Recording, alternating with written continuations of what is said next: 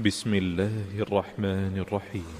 يسبح لله ما في السماوات وما في الأرض الملك القدوس العزيز الحكيم. هو الذي بعث في الأميين رسولا منهم يتلو عليهم آياته ويزكيهم ويعلمهم الكتاب والحكمة وإن كانوا من قبل لفي ضلال مبين. وآخرين منهم لما يلحقوا بهم وهو العزيز الحكيم. ذلك فضل الله يؤتيه من يشاء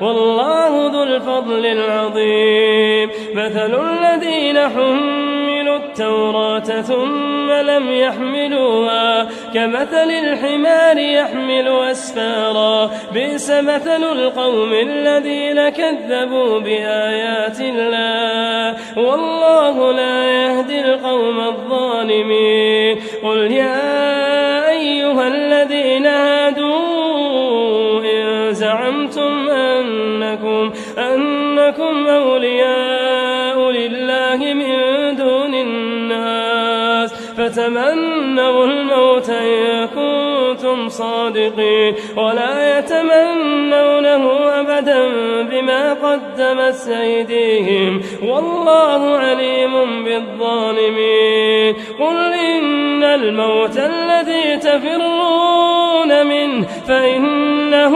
ملاقيكم ثم تردون إلى عالم الغيب والشهادة فينبئكم بما كنتم تعملون. يا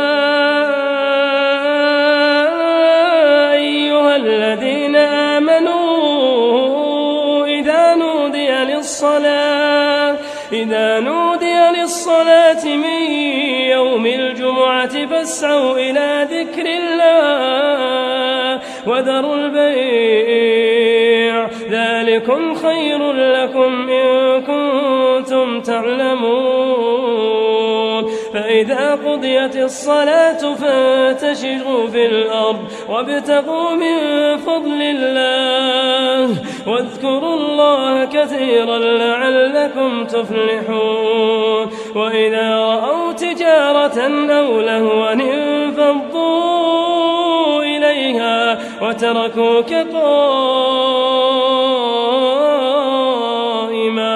قل ما عند الله